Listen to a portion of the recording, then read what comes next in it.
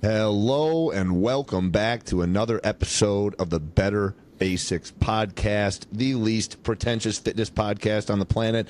I'm Matt Stone. As always, I've got with me my best friend. It's Dylan Waldhuter. And Dylan, we're sitting here on Christmas Eve. By the time that people are listening to this, well, this is we're probably the first voices that a lot of families are hearing as they're beginning to open up their presents.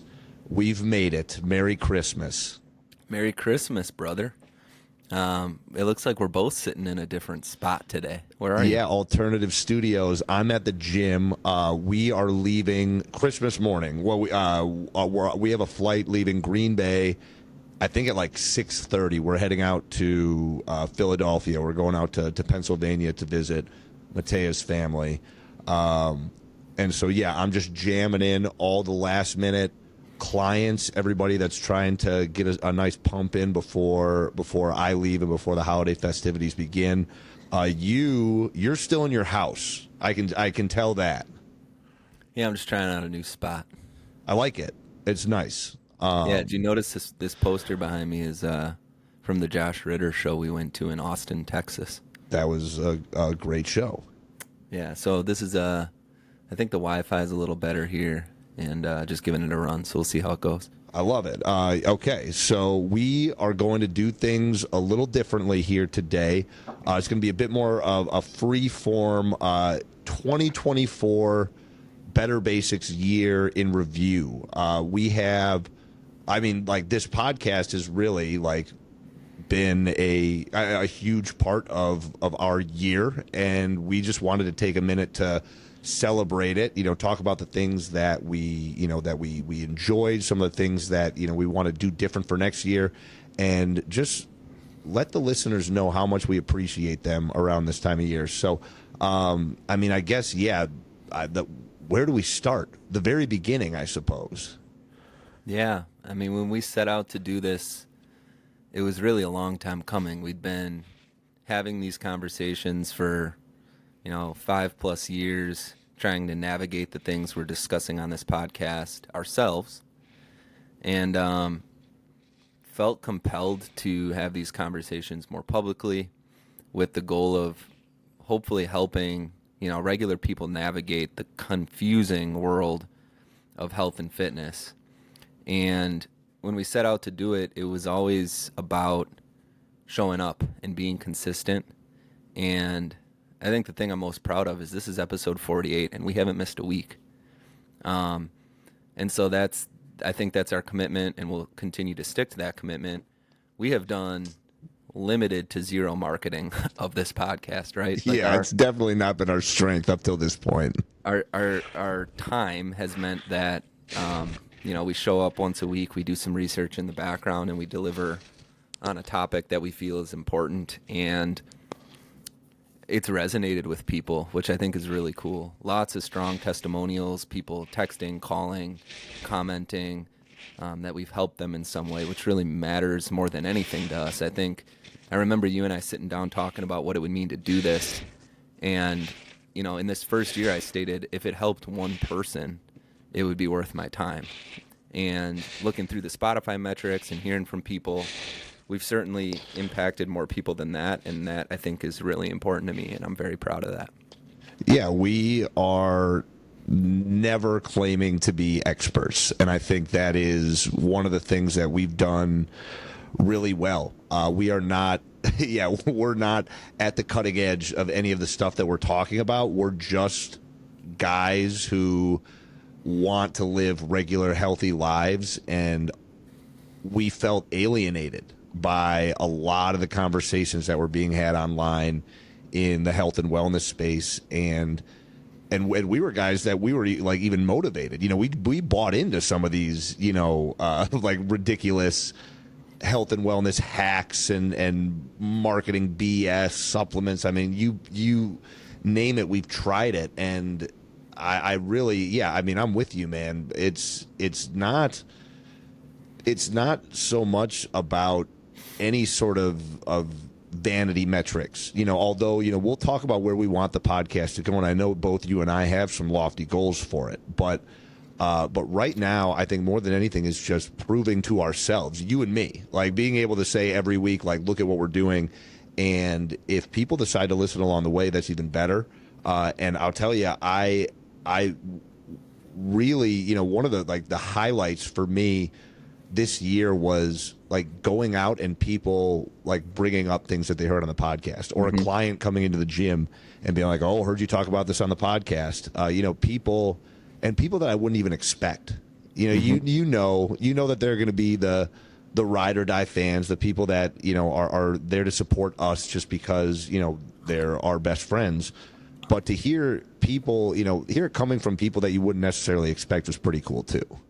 Yeah, man, it means the world, and it's why we're doing this. So yeah, it's been a lot of fun, and I'm with you, man. There's some stuff we can do to get this in front of more people. I think we now have evidence to suggest that it matters to people and can be helpful, and that's our ambition in all of this, is really just to have these conversations for you. So I think with that in mind, if there's things you're curious about or confused about or want us to dive into more in 2025, send us a note, let us know, whether it's a Q&A, whether it's a full-blown topic.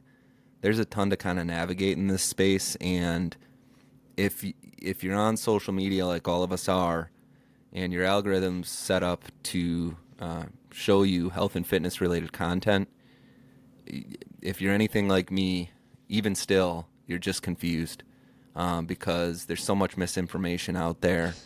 And we're here just to kind of help you curiously navigate it. So thanks for being with us, and we're really excited for what's to come.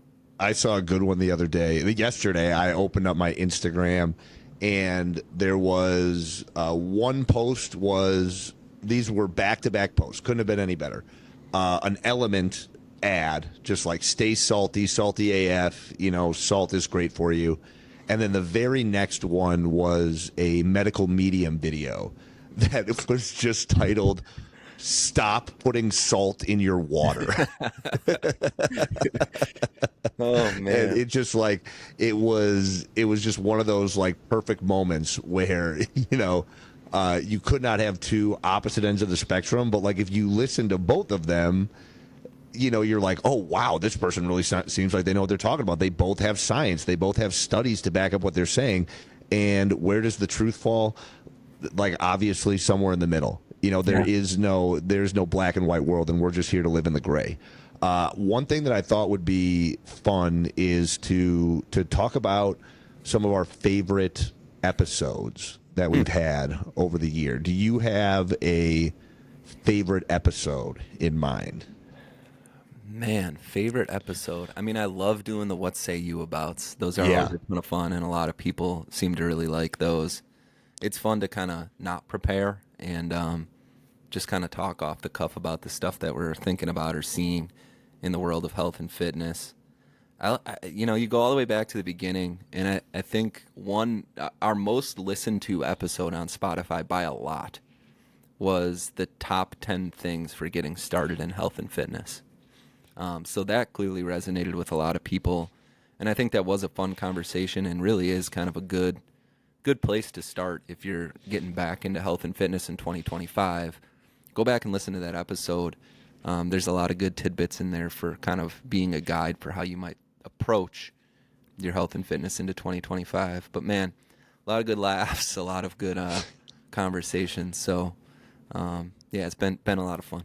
Those were good. I really enjoyed the fantasy draft episode. I think we need to find more ways to do some like sort of like ranking like type stuff. I think that's always fun, especially for a couple competitive guys. You bet. Like us. Yeah, and I won. So. Yeah, right.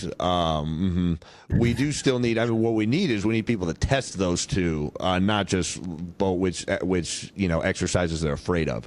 But I also was a fan. I really liked the episode that we did on healthy parenting. I think that's something that we have a lot of. We're starting to get more experience on. I've got one kid. You have one.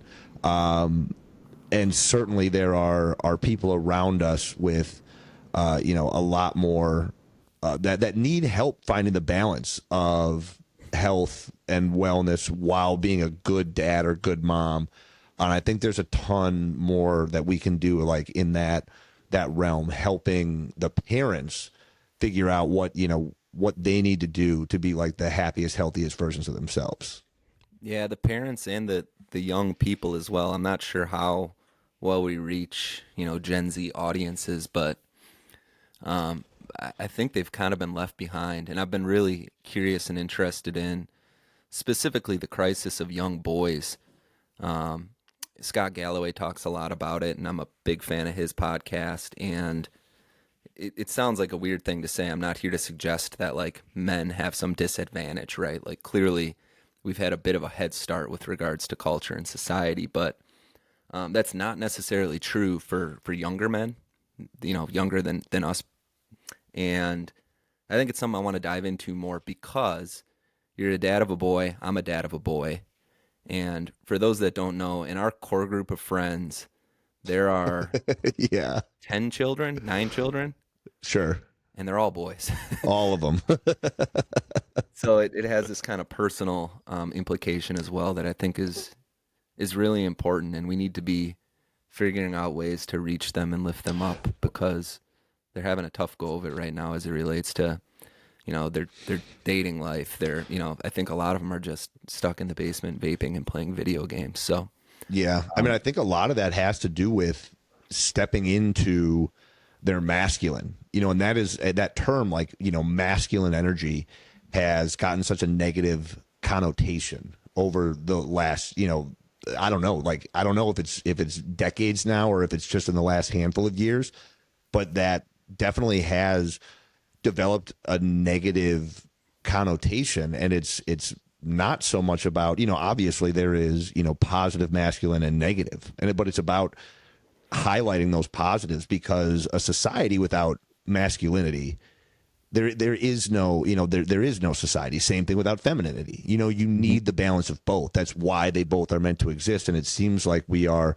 trying to, as a society, kind of like knock that out of young men and women and just trying to make them all similar, where like the differences are where they should be celebrated. So I'm with you. I think that's something, I mean, shoot, we can go off on that for many a podcast. Yeah, and I think we will, and it should, to your point there, it should matter to everybody, not just young men and not just parents of young men. No, it's society.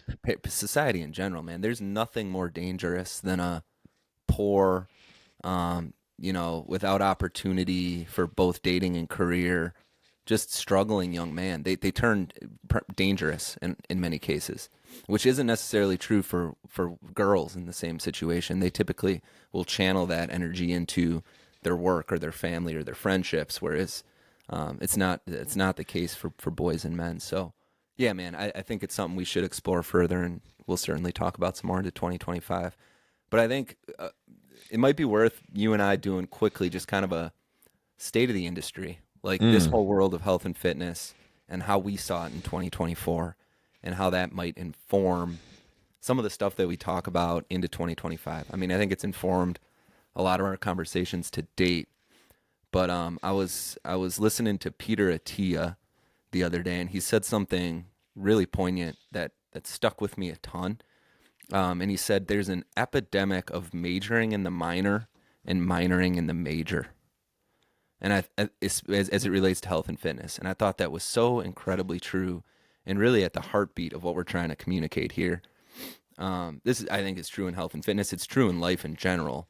And I think the majority of people still want the easy way out, the quick fix. And so that can be true. Simultaneously, I think there's some really good things going on. There's data that shows more people are strength training than ever before. More people are interested in their personal health and fitness.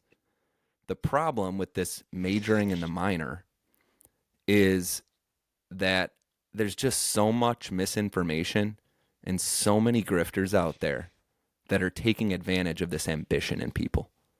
And that is a huge problem.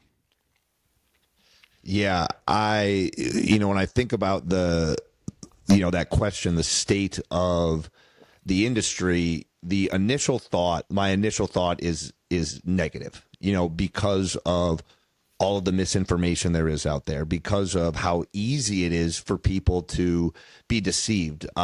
Just the other day, in the past week, a client of mine, she sent me a video, a TikTok, where it was a girl who started the video overweight. And she said, look at what doing 6 months of the same exercise routine did for me. And that's what, like the title of the video was.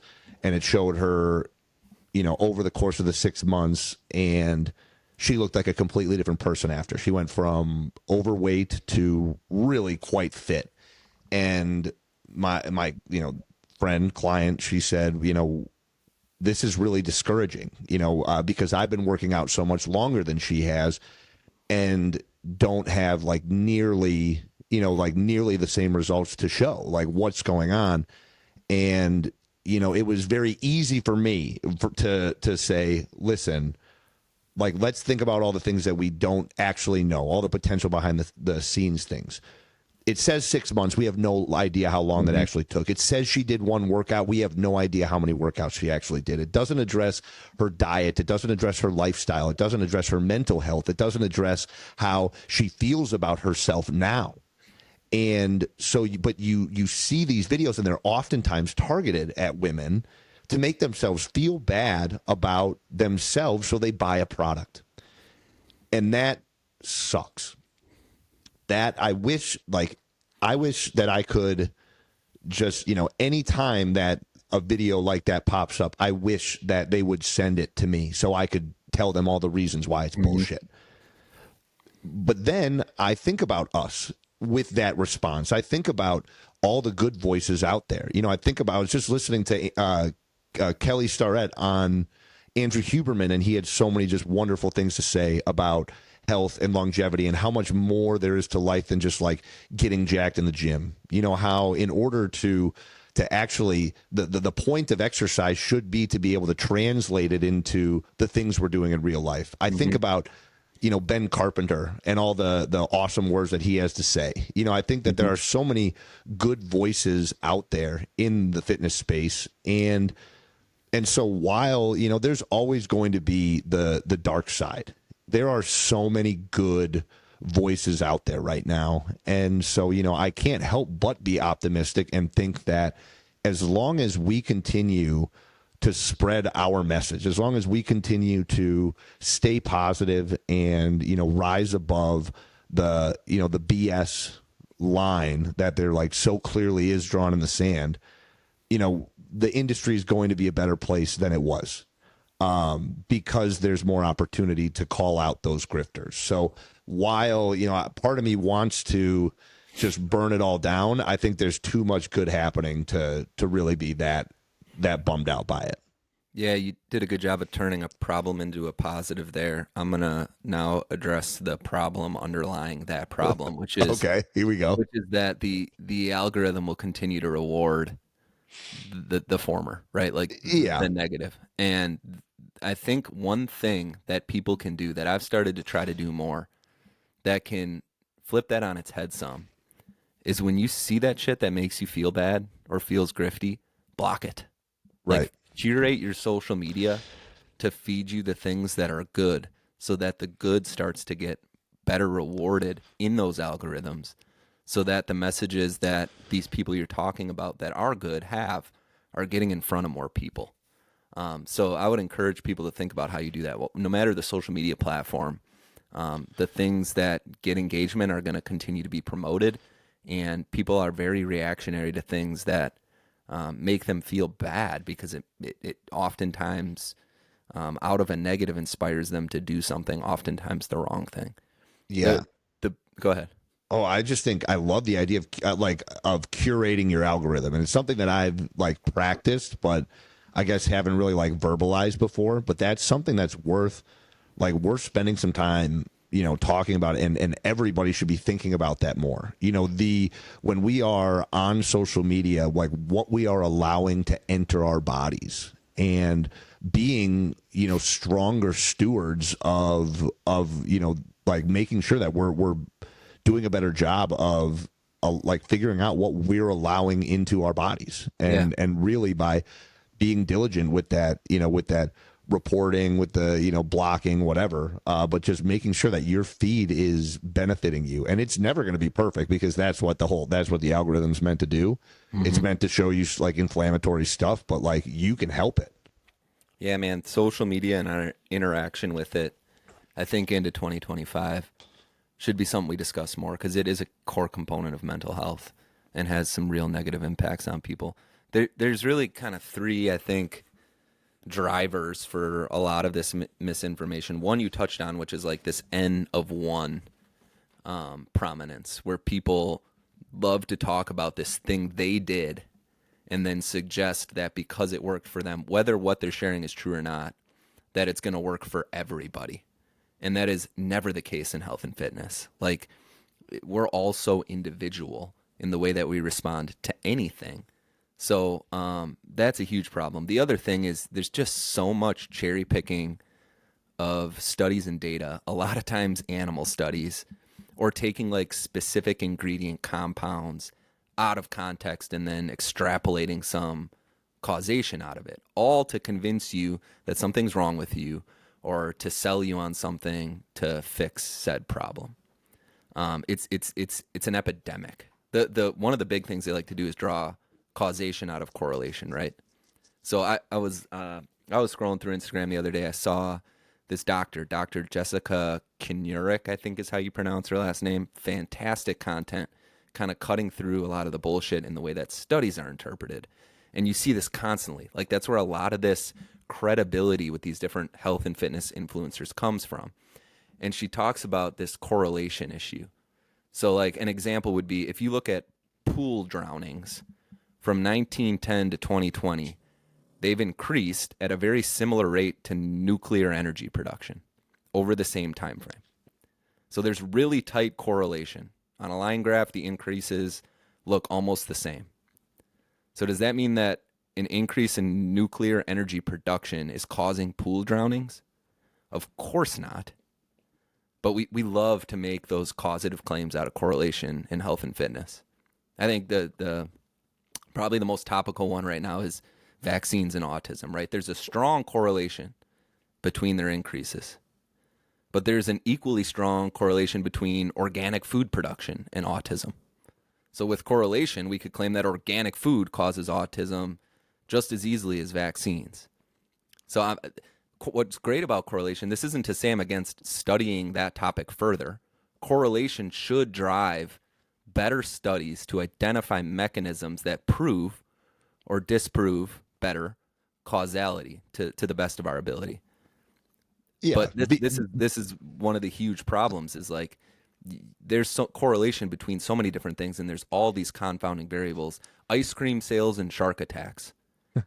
totally correlative, right? Yeah. That has to do with the weather. Like, when it gets warmer, people eat more ice cream, and when it Right. gets warmer, people swim more, and so they get attacked by sharks more. Yeah, ice cream and doesn't shark cause attacks. sharks. Yeah, I think, like, unfortunately, you just have to be speculative of everything. Like, it just is the way that the world works now, and seems like it's going to forever moving forward. So, like, unfortunately, every time you read something, you kind of just have to look at it from, well, who's telling me this and what's their angle? And, then you're just going to question everything all the time, and you'll never truly be satisfied, but at least you won't get duped, which is important. It happens all the time. I mean, Yeah. and people, the other thing I think is people seem to care less than ever about facts and truth, and more about content that confirms their own biases so they can identify with and belong to a certain group. Yeah, it's like even like there are even videos now. You know how there's this whole genre of videos of people, generally women, filming themselves in the gym and then like pointing out like how like creepy dudes are like staring at them when they're working out. There is a woman, a content creator, who like stages these interactions, like where she'll have like a guy come up off camera and start like saying stuff to her, and she will like get really grossed out and get really uncomfortable. But these videos go viral. But it's crazy because she took a real thing that happens, so a real problem in the gym, which is guys being inappropriate with women. And then, there comes the whole like filming in the gym thing. But, now you have to go and even turn these things on their head and be like, well, not only is this interaction like valid, is it even real? Is it all staged? Everything now is, there's so many spins that get put on things, and there's so much there's so much money to be earned by being a figure, an influencer now, that you really do, like, there's nothing that you can ever watch and be like, oh yeah, that's definitely that's definitely real. That's definitely real. Sucks. There was this like RFK Jr. Support account on Instagram, and they shared this post that said RFK Jr. intends to require Coca-Cola to begin using cane sugar instead of high fructose corn syrup as HHS secretary. And it had 1.5 million views and 71,000 likes. And RFK Jr. never even said that. Yeah. Like, this is the problem. Right. It's crazy. So I think my summary of it all would be let's harness the good, that people are more interested in this stuff, that people care about their health and fitness, that people want to figure out how to eat better and train better and get more into strength training. But if there's one thing I wish people would take out of this podcast and into 2025, it's comfortability with uncertainty and a desire to be curious and not right.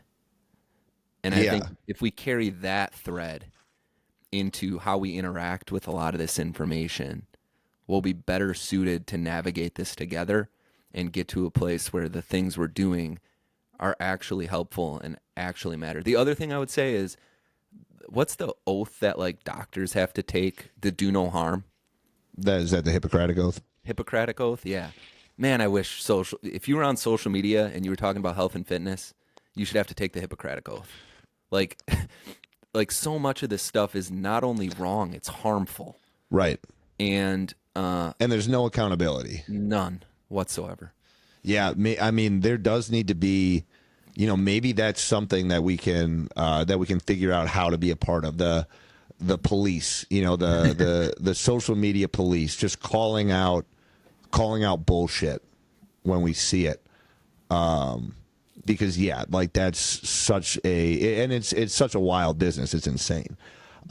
Speaking of which, I think we, should spend a little bit of time talking about, our personal and, professional, I guess, like milestones this year. I think, as far as the podcast is concerned, the biggest W for us is getting out a podcast every week so far. We are closing in on a year's worth of episodes. We launched thebasictrainer.com, where we've got our fitness programs, the Basic Home and Basic Muscle still free. The Basic Home is on there. Dylan's got his Sip and Be Still Basic AF mug right there. I'm not wearing my Basic Trainer T-shirt, but we're really, it's fun to be at the beginning of building something here. But we definitely feel like there's a lot of room to grow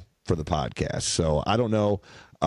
Maybe now would be a good time to talk about potential goals, for the next year. So I know, like, personally, obviously, it's still continue to record the podcast every week. I think that's something that we feel is super important. One thing that I want to do is figure out, I want a little bit more listener engagement with the show. So that's something that you and I need to get into the brain trust and figure out how we can get our audience a little bit more involved. You know, we have them for the Q&A, and they've done a really good job there. But I think we really do have, we're building a good little podcast community, and I want to get the listeners more involved here. So I don't know if you have any other thoughts or goals that you want to add. Yeah, I love that. And not only in like kind of the questions, but in the conversation itself, I think there's opportunities for us to learn from the people in our community too. And we should figure out ways to better leverage that. So I like that a lot. I think for me it's going to be a lot about the production value. I think there's a lot of room to improve there. Like right now we just have Amazon microphones and Yeah. an online recording platform. The reality of this world is that the higher quality stuff typically does a lot better. And again, in 2024 for us, it was about consistency. Into 2025, I think we can build upon that to improve some of the production value and the quality of the podcast itself. And then really, if we want this to have a bigger impact and to reach more people, we've got to figure out how to market it better. So starting to think about some of that as well, I think will be really important. But that sounds like a potential role that could open up in the basic world here. Because I know we both have a lot going on, and marketing is certainly not something that I enjoy doing. So hey, if there's somebody that wants to help, if you're interested in this stuff, you have some experience in video editing, social media, marketing in general, we'd love to hear from you, and we could certainly be interested in your support with some of that stuff. So yeah, reach out to us. That would be great. Yeah. Now, I wanted to talk a little bit about like our personal like health habits and goals. Like I know this year was really interesting for me because it felt really inconsistent with my training. I didn't really have a program that I loved for most of the year. I was spending a lot of time in the gym with other people, and then, working on the podcast, family stuff, all that. And, so I really was real inconsistent with my training this year. And then towards the end of it, signing up for the trail run, dialing in on that 315, I started to find a nice little rhythm with some of my programming. But one thing that I personally learned was how important it is to have, like how important it actually is to have a program. Mm-hmm. Something that I can show up and just like work through every single day, because without that, even someone like myself, I work in a gym and I was still missing workouts because I just didn't have a plan.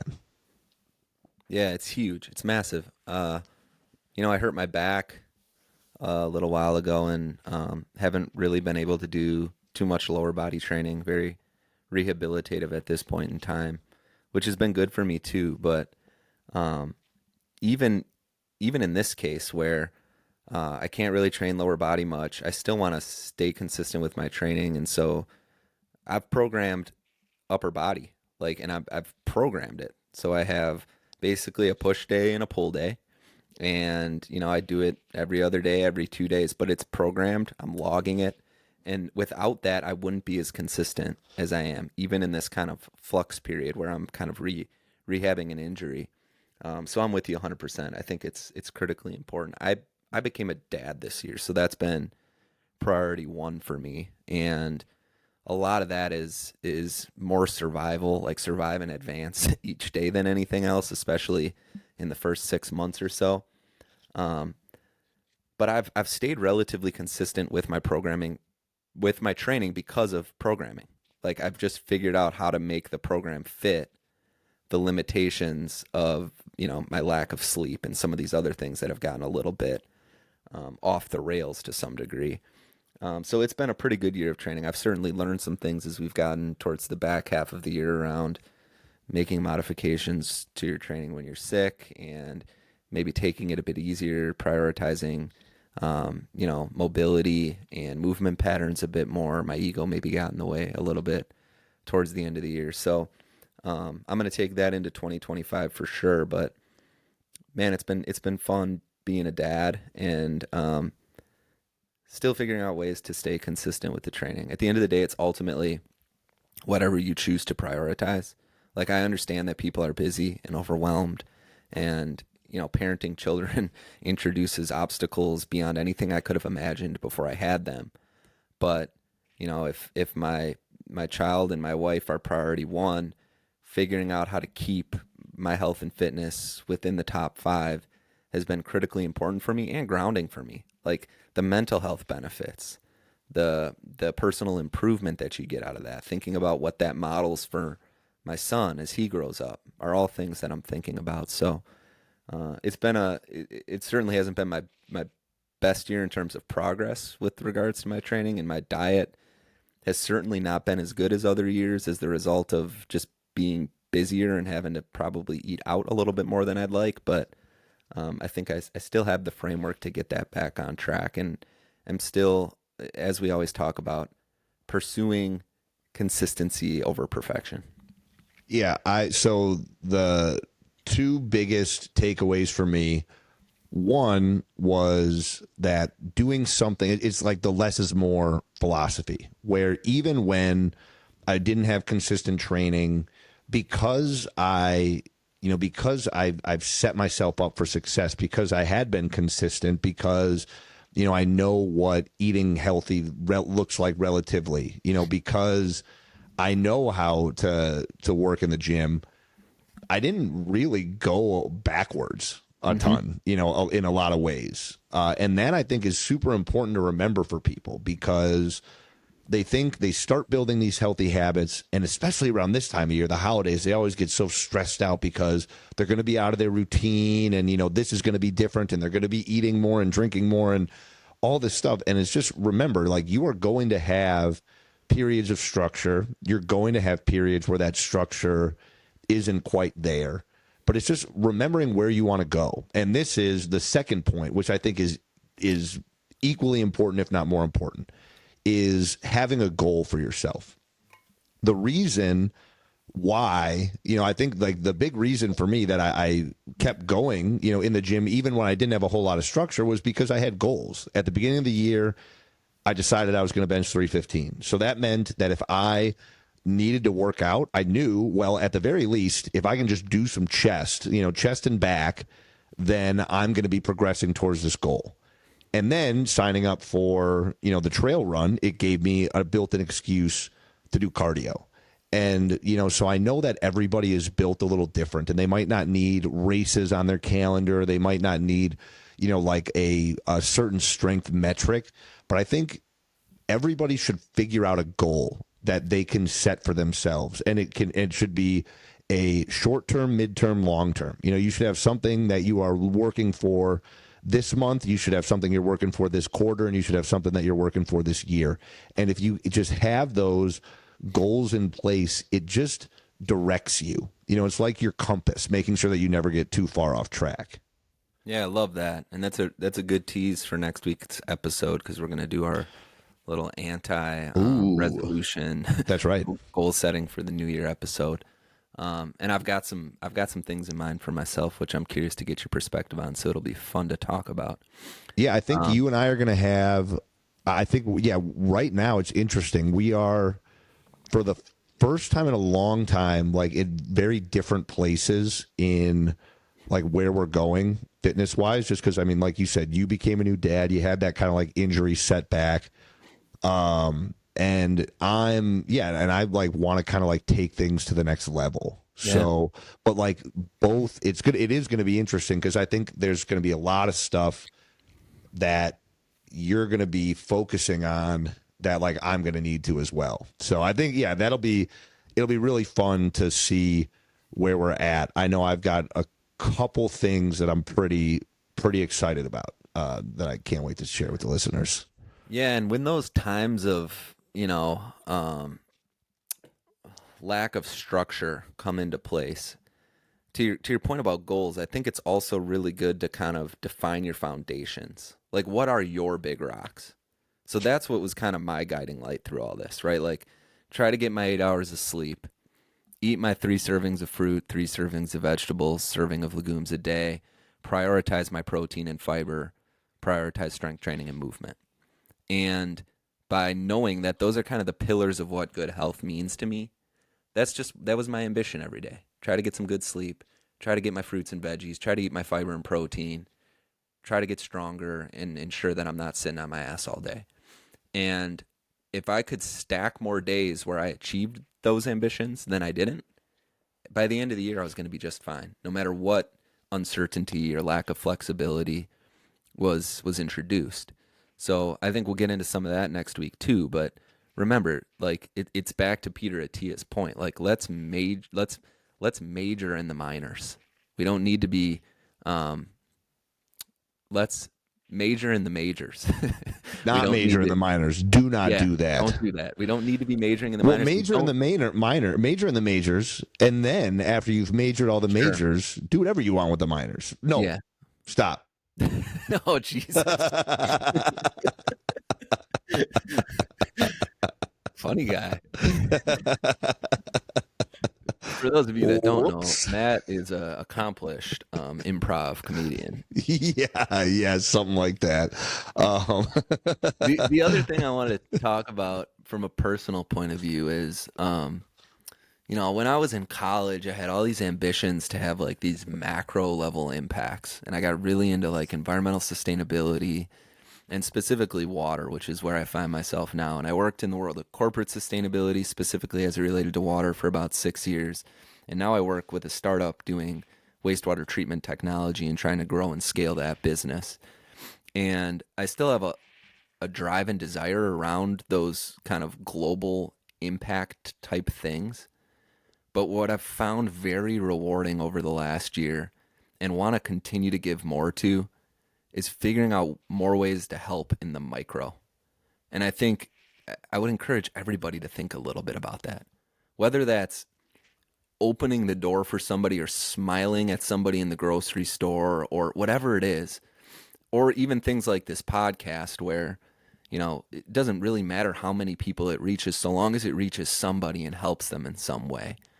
I think that there's so much transformative potential in making the world a better place if we don't think about solving these big problems, but instead just try to do a little bit better in the micro with each other, with our friends, with our family, with strangers. So that's going to continue to drive me too. And I want to continue to be thinking about how I can do that. Yeah. Stop worrying about helping a lot of people and just start by helping just one person. What can you do to make one person's day better? And then once you did that, then make it two. And then just see how that impact spreads. Because we have these we feel like we need to help everybody. And that's just too much. It's too many people to help. Yeah, and if you're good to one person and then that person feels good and then that leads them to do more, like there's just this web, this cascading effect that exists in that. I think about this a lot as a parent now too. Like the only legacy I'll ever have is raising this kid, because if I raise him to be a good person, the impact that will have is bigger than anything I'll ever have influence over in my life, right? Like if he grows up to be good and does good to others, that's so much more transformative than trying to solve these and getting wrapped up in all these big problems. Like, let's just be good to each other and let's let that good shed off of the people we're good to onto other people and see what that does for us into the next year and beyond. That's it, everybody. I love that so much. The last piece of wisdom that I would like to leave you with before you go and enjoy, you can finally let your kids start opening up their presents here on Christmas morning, is celebrate the wins over the next week here. You've got an opportunity as this year ends and a new one begins to reflect without being critical.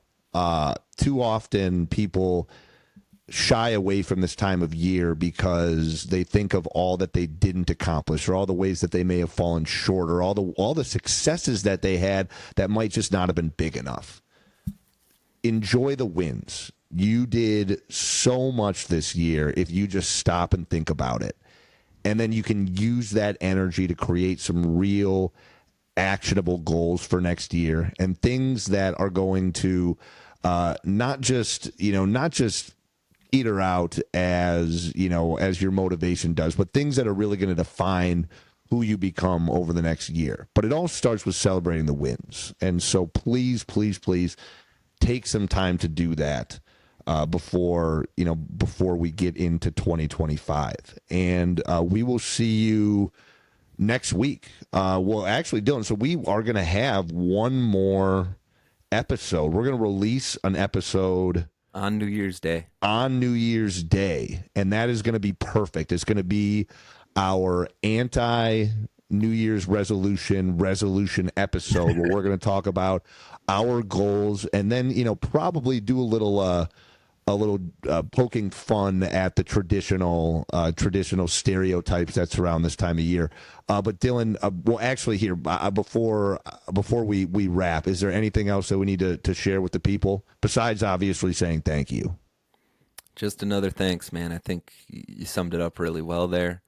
It's been an awesome year. We're excited for where this can go, and we're going to give our best effort to it to try to continue to help people and love each other. This is fun for me either way, whether anybody listens to it or not. It's always good to see you once a week and have these conversations. So I love you, brother. But yeah, I love you too, man. Thank you. I mean, it's a great time of year to celebrate with people.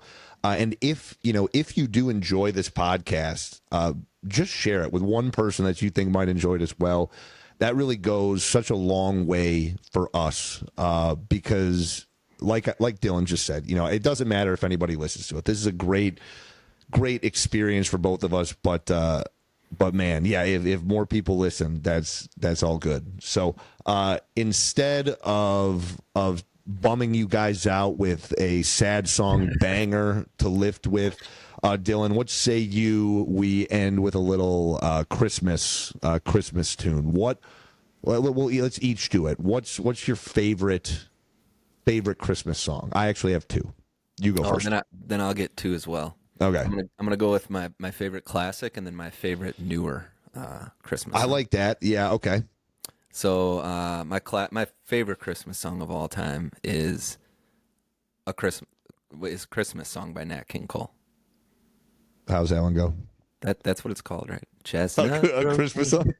Chestnuts roasting. Okay, got it. Chestnuts roasting on an open fire. Got it. All right. Song by Nat King I believe it. All right. Classic. My favorite new Christmas song is "Oh Holy Night" by Rustin Kelly. All right. His rendition is beautiful. And makes it a very sad song, as Rustin as Rustin tends to do, like nobody else can.